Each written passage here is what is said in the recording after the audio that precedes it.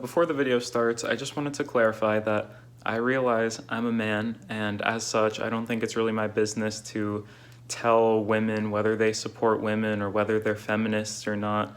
You can feel however you want about it, but I don't think that's my business, so I'm not going to be using this video to say Lana Del Rey hates women or she's a feminist or anything like that.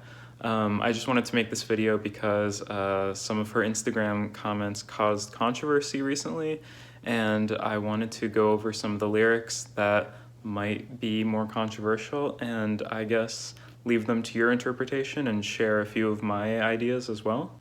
And another quick note, I'm not going to analyze these lyrics to make any statement about her character or interpret them from the perspective that they're directly coming from her, because lots of musical lyrics are dramatized or written from other perspectives, and I think it's just generally good practice when you're looking at the lyrics of a song to assume that they're not autobiographical, to some extent at least. So anyways, that's that. Let the show go on. Lots of the controversy comes from her claim in the Instagram post that she's not a feminist just because she used to write songs about women in submissive or passive roles. And she claims that people used to criticize these lyrics for setting women hundreds of years back. And while that's kind of a stretch, she was definitely criticized for her writing style. Notably, NPR described her persona as a bad girl to whom bad things are done, and many critics felt similarly that these perspectives that she expressed were kind of glamorizing abusive relationships. But Lana claimed in her post that her songs simply come out this way because she's a glamorous artist writing about the realities of relationships with unequal power balances between the man and the woman. So I decided to investigate for myself, and someone I know who listens to Lana Del Rey a lot gave me some recommendations about some of her more controversial earlier songs to look at. The first song I looked at was Off to the Races, one of her most controversial songs about a girl in a gold-digging relationship with a criminal, where Lana sings, "Light of my life, fire of my loins, gimme them gold coins, gimme them coins." Personally, I think a gold-digging relationship like this is kind of a gray area that can be problematic, but is really delicate and situational. One argument is that in a way, the man's power is being used to get sex, but depending on the situation, it could also be framed as the woman consensually taking advantage of the man for money by way of the relationship. Her song Cola also touches on a kind of gold-digger-ish relationship, and the lyrics have officially been changed now, but originally the pre-chorus contained the line, "Harvey's in the sky with diamonds and he's making me crazy," explicitly referencing Harvey Weinstein to sing about relationships built on power, age, and wealth disparities. But very importantly, the song was written before the Weinstein scandals reached national news, and once they did, Lana officially cut Cola from future performances out of respect for the victims, which makes it seem like Lana does have a pretty grounded view of the problems with these sorts of relationships. And to go back to Off to the Races, we can definitely give Lana some credit for not writing a total Harvey Weinstein sexual abuse situation, because the unequal relationship Lana's singing about is largely based around money, but she does sing it in a way that feels convincingly in love between the two people, which makes it feel a little less abusive. The song contains lines like "I love you forever, not maybe, you are my one true love," which seem to suggest that the woman is actually in love with the man and isn't being totally taken advantage of because she's poor. But from these professions of love emerge another kind of controversial part of Lana's early lyrics. Obviously, lyrics like "you are my one true love" are expressions of like romantic commitment, but at least from my perspective, the lyrics can take this commitment a little too far sometimes, to where the woman seems like overly dependent on the man. Like in other lines in the song when Lana sings, "I'm not afraid to say that I'd die without him, who else is gonna put up with me this way?" And "I'm crazy, baby, I need you to come here and save me." It seems like emotional independence from men would be a major concern for feminist women, so lyrics like this that uphold like this knight in shining armor stereotype definitely seem at least a little bit regressive. So it's difficult for me to say that Off to the Races or Cola are really glamorizing abuse, but I'll definitely say that the lyrics feel like they're far from being empowering.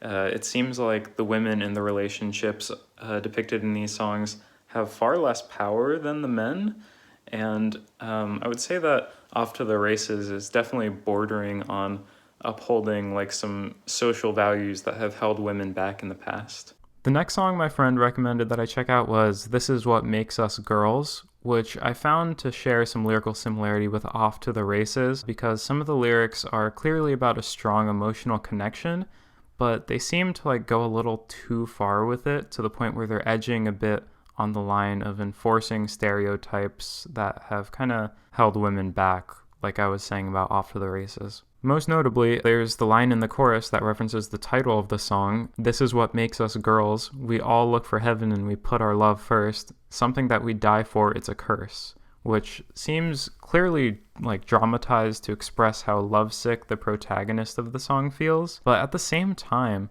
if you take the lyrics at face value, the generalization being made about women here is pretty reckless. Actually, not all women put love first. Like, first of all, different women feel differently about different things, obviously. And secondly, lots of women are independent enough to be fine without a romantic relationship. It seems to me like the emotional equality between men and women in relationships is really a bigger problem in some of Lana's older lyrics than glamorizing abuse.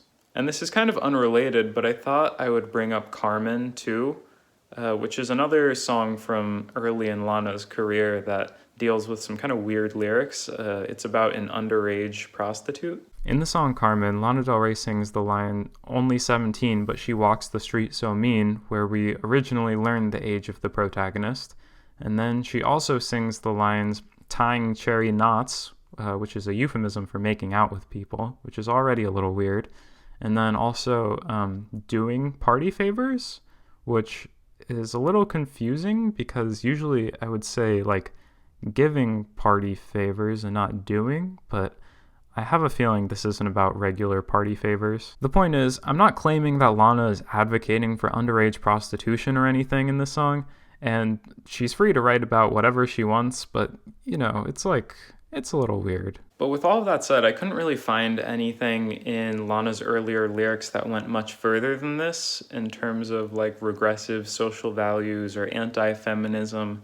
And I kind of wanted to use this topic to pivot into a bigger idea, which is the fact that musical lyrics don't really have to reflect like anything at all about the artist. The Death of the Author is a 1967 essay by literary critic Roland Barthes, where he argues in the context of literature against incorporating the intentions and context of an author into your interpretation of their text. This idea has been extended by lots of people into a broader statement about creative works in general, which is to say that creative works, once they're out there, they're free to be interpreted however people want, and the artist's ideas don't matter. In some extreme cases, like TK's The Race, lyrics have been related very closely to the personal lives of the artist, as The Race was famously used in court as evidence against TK, but more than just lyrics were used to incriminate him.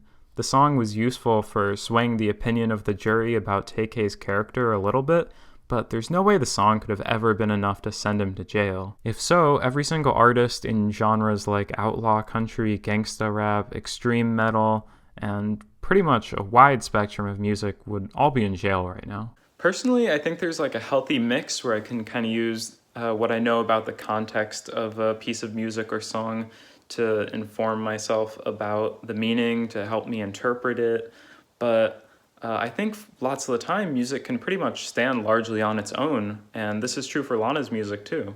The only way you'll ever really know someone is if you're personally close with them, and even then, we can only really know so much about what's going on in other people's minds. Lana even has a song that makes fun of people in the industry who assumed how she got there based on the content of her early lyrics.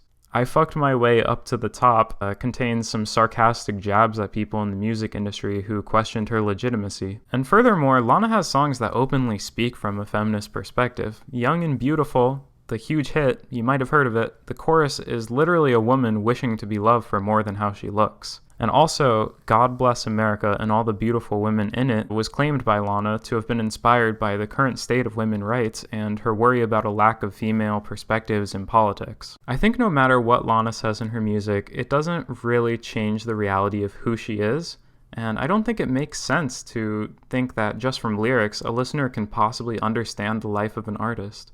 There are so many details that might not be divulged, plus, most music is dramatized, and you might not have any idea about the context or background behind the writing of a song. So, no matter what music Lana comes out with next, I hope we can all remember that in the end, they're just songs, and there's a whole human writer behind them who has not only sided with feminist issues for a long time, but whose entire life story or set of beliefs is never going to be able to just be summarized in a few songs. Anyways, that's it for this video. Let me know what you think about any of the number of things that I talked about in this video, and let me know if I missed anything in Lana's lyrics that really upsets you too, I guess, or if I missed something super feminist too. Anyways, I'll see you in the next video. Bye-bye.